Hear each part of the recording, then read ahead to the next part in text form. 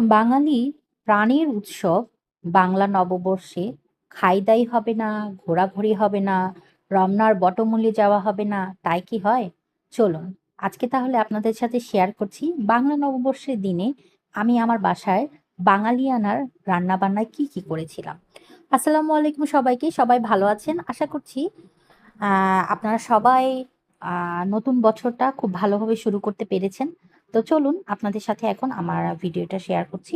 তো প্রথমেই আপনারা দেখতেই পাচ্ছেন আমি অনেক রকমের ভর্তা যেহেতু বানাবো, আমি আজকে প্রায় ১০ রকমের ভর্তা বানিয়েছিলাম। ১০ রকমের ভর্তার জন্য যতটুকু পেঁয়াজ, শুকনা মরিচ নেয়া দরকার আমি সেগুলো টেলে নিয়েছিলাম। তো এখন প্রথমেই যে ভর্তাটা আমি বানাচ্ছি, আমি আগেই বলি আ ভিডিওটা যেন শর্ট হয় এজন্য আমি প্রসেসিং করেছিলাম যে সেই অংশটা এখানে রাখিনি।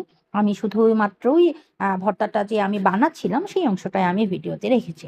তো ১ম এ আমি যে ভর্তাটা বানাচ্ছিলাম সেটা হচ্ছে বাদাম ভর্তা। বাদাম ভর্তাটা খেতে আমার খুব ভালো লাগে। আমি এটা যেকোনো বাদাম নেয়া যেতে পারে। তো এটা চিনাবাদাম দিয়েও ভালো লাগে, আবার কাজু বাদাম দিয়েও ভালো লাগে।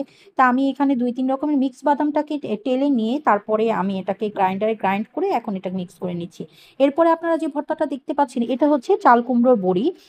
যেটা আমরা সবসময় খেয়ে থাকি। তো এটার ভর্তাটাও কিন্তু অনেক মজা লাগে। তো চাল কুমড়ার বড়িটাকে আমি চুলায় হালকা টেলে নিয়ে গ্রাইন্ডারে গুঁড়া করে সেম বাদাম ভর্তার মতো করে বানিয়েছিলাম। এখন যে ভর্তাটা বানাচ্ছি সেটা হচ্ছে ডিম ভর্তা। ডিম ভর্তাটা তো আমরা সবাই বানাতে পারি। এটা আসলে নতুনত্ব বলে কিছু নেই। সাধারণের মতো ভর্তা কিন্তু খেতে কিন্তু খুবই অসাধারণ লাগে। তো এরপর যেটা বানাচ্ছি সেটা হচ্ছে কাঁচা কলা। আমাদের বাসায় আ কাঁচা কলাটা মেক্সিমাম সময়ই খাওয়া হয়। তো কাঁচা কলার ভর্তাটাও খেতে কিন্তু খুব মজা লাগে। এটাকে আমি পরিমাণে একটু কম নিয়েছিলাম।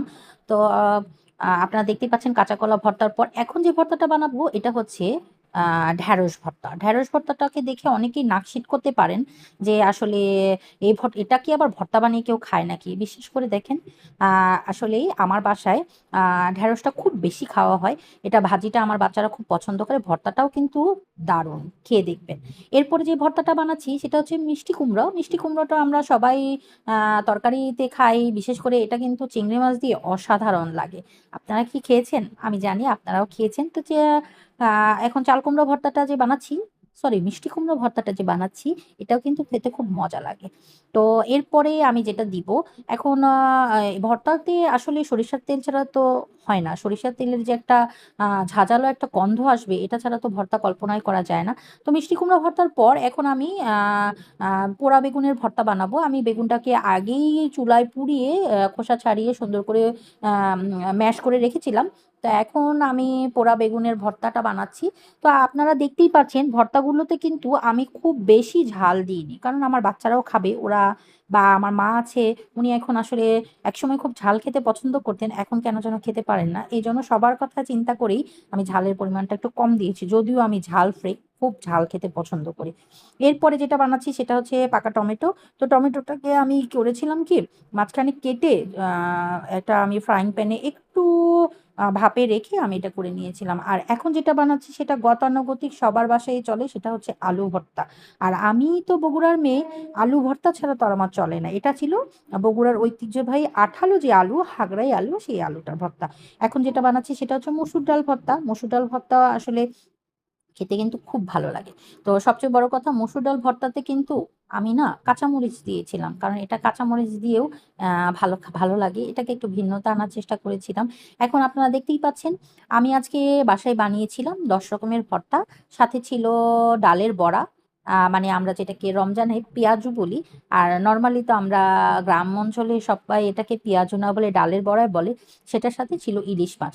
তো ইলিশ মাছটা আসলে আমাদের নতুন করে বৈশাখ উপলক্ষে কেনা হয়নি। এটা আমাদের ফ্রিজে জমা ছিল। একসময় কেনা ছিল, ফ্রিজে জমা ছিল। তো সেটাকেই আমি বৈশাখ উপলক্ষে রেখে দিয়েছিলাম। পহেলা বৈশাখ উপলক্ষে এটাকে রেখে দিয়েছিলাম। এটা খাওয়া হয়নি। তো সেটা খেয়েছি। আর আ বাঙালির ঐতিহ্যের খাবারগুলো রান্না করতে গেলে কিন্তু একটা জিনিস হয় কি, আমরা বাঙালিরা উৎসব আসলেই জিনিসের দাম কিন্তু কমে না, আরো বেড়ে যায়। সেই হিসেবে আ পহেলা বৈশাখ উপলক্ষে পান্তা ইলিশ খেতে গেলেই যে শুধু আমি বাঙালি হব, এছাড়া হব না, এটা কিন্তু কোনো বিষয় না। তো যাই হোক আপনাদের আমার ভিডিওটা কেমন লেগেছে অবশ্যই আমাকে কমেন্ট করে